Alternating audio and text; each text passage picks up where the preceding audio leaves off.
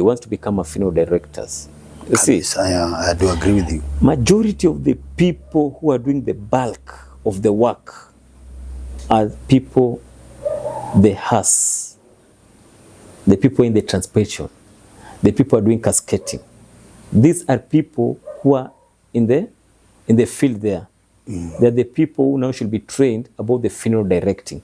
They become funeral directors. Okay. Now, if you come in the mortuaries, you have the administrative staff. But now you can specialize the people who only their work should be embalming. You see? Okay. So that they specialize in that area. Yes. That's how it should be operating. Yeah. Wow. Hapo ni kweli, hapo unatuelezea vizuri sana. So being a naona tunaendelea vizuri. So being as a funeral director, kuna vitu ambaye ningependa tu utuelezee. How do you help a family manage grieving process hapo? Yeah. The human element of managing grief and expectation. Yeah. You see, upon death, you will receive the first call. You must make the first call. So I'm talking about the issue now. Now we want to talk about the funeral director. The work of a funeral director. The work of a funeral director. Not a mortician. Now, funeral. In the funeral directing, and that's why I'm telling you, people have used the names, but the names don't align. You see now, each and every mortuary is called funeral parlor, funeral home, but the name itself does not align with the services or expectations of offering the funeral directing services. What is expected of a funeral director or a funeral home? You should not wait for the bereaved family for a body to come to your morgue. No, it should not be that way. You are the one who is supposed to go and get the body. A funeral director. And pick the body. And pick the body. Don't wait. You see, most of the mortuaries here, they wait for the bodies to come to their facilities. Yeah, kabisa. That's a mortuary. But in the funeral homes, setups, or a funeral director, you are the one who's supposed to go and reach and get the body. Because the moment you receive the first call, you are the one who is supposed to make the contact with the bereaved family. So you start your directing from the first call. Understand their needs, what they want. You see, understand their culture. You will not know their religion, tradition, beliefs if you don't go and meet them there in the first call. So you become as the responder. So once you come as the responder, you will know that there are certain beliefs. This body, there are some people who have certain traditions. And that's why there are certain things you never found them being taught in any school of mortuary science. You'll never find them. Yeah? Because you have to go out of your way. So once you get them, you meet the family. From there, you'll understand, is this the first death the family is experiencing? Or is this the second or the third death? How are we going to handle the grief? Or what is the nature of the death? Was it suicidal? Was it accident? So the moment you go there, that's when you'll understand how you can come with the grief counseling, how you can counsel the families. You see? Yes. But when you reach coming to you, you never understand what took place, what was the behind, you see, what happened to the family. So that's why it's always important for you, when you receive the call, go to the family and understand, is it a result of sickness? Or is it a result of the first death there? Was it suicide? Or was it a stillbirth or whatever? So that one will help you, guide you, how you can counsel the family. Because you may go and counsel a family who may tell you, this is the sixth death I'm experiencing in my member of family. How will you counsel such kind of scenario? Ndio atakwambia nimeshaona yote. Nimeshaona yote. Nimelia mingi. Nimelia mingi. And this person will look like Mufam. And then there's the first person experiencing death.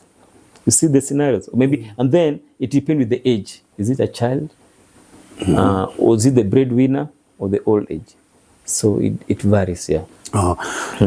So funeral director plays a key role there. On the ground. On the ground, yeah. Si kwa maofisi. Si kwa maofisi.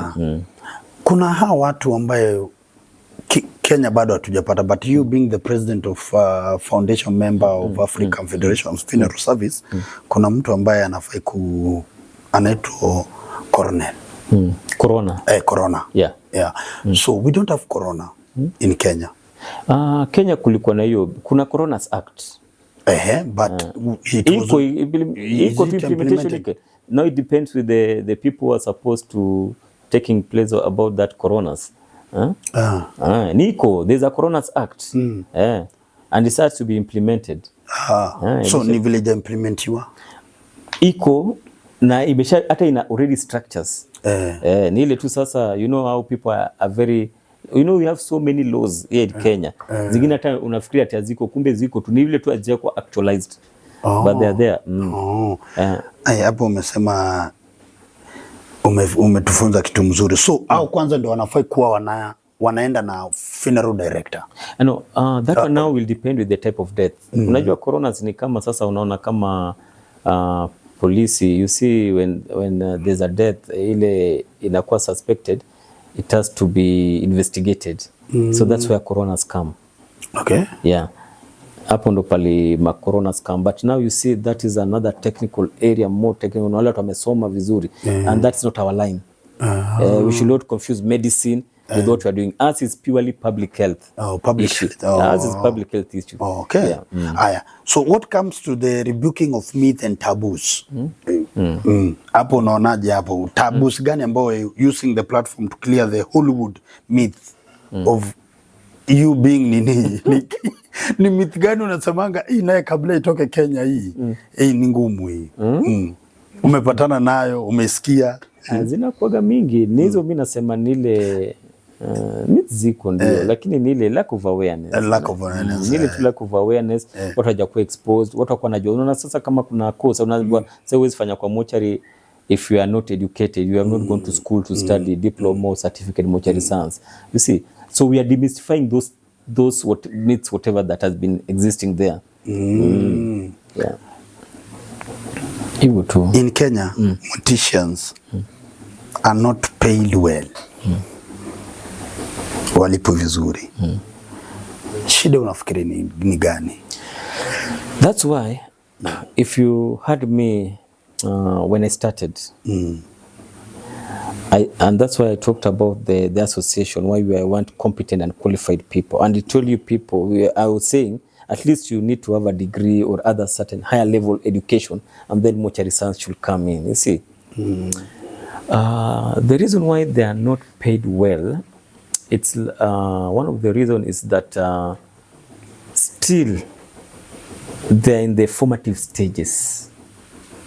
Even if you do the diploma, but your output and the skills na ile technical sili napatikana if the level, the measure of your education and somebody who has just a certificate and you are trying to do the same job, wanapata still you cannot qualify to be paid higher salary. You see, higher salary should come with the how innovative or creative or what skills are you going to impact in that industry. Let me talk about Lee Funeral where I work. Do you know 90% of people working in Lee Funeral are graduates? Are you aware of that? Yeah, I'm aware of that. And 60% have a master's degree. If you're not aware, Lee, and that's why you find that at Lee Funeral, you find they offer quality services. So with these quality services, it will measure even with their remuneration. But now, if you come to government, you know, government they have the what is called the SRCs that set the guidelines of how people need to be paid. You see, they see how people need to be paid, and then there are fewer staffs. When you're talking about remuneration, when they are not paid well, we are talking especially with the government agencies. They have fewer staffs. You may find in a mortuary, casuals are too much. Too many. And then people are employed, maybe there are 2 or 3. who are doing the permanent now. And that's why I was telling you they should now come out as morticians working in the industry. They should stand out and their presence be felt. And now they agitate for the better remuneration. Yeah. There's no need of going to a school, because why do you go to school, to education? To know more about yourself, to have that self-identity. Once you've got that self-identity, when you're going to be employed, you now need to stand out so that when you talk or do presentation, it should measure with what you studied. But you see some, after the college, they just act like people who never went to school. So they find people who never went to school, they're the ones who are their heads. Another thing that is happening, there's a conflict here. Mortuaries should be headed by funeral directors or embalmers. It should not be a department under, because I see most of those people they're putting under Department of Pathologies or medical laboratories. It should not be like that. It should be independent, run independently. You see, like funeral is an independent institution, or if you go to other private entities, funeral homes. But if you go to government setups, you'll find that the people who are running the morgues, it's either under Department of Medical Lab or Anatomy or whatever. It shouldn't be the case, And that's where so always they'll be suppressed and they'll never get better remuneration, because the people in Anatomy or lab or pathology won't want them to be on top of them. Wow. That's what's happening. So they need, but go to certain like if you go to like city morgue, it's independent, and those people are paid well, without fear of contradiction. Kenyatta, Kenyatta, you see now, Kenyatta National Hospital is under a certain department. I don't know.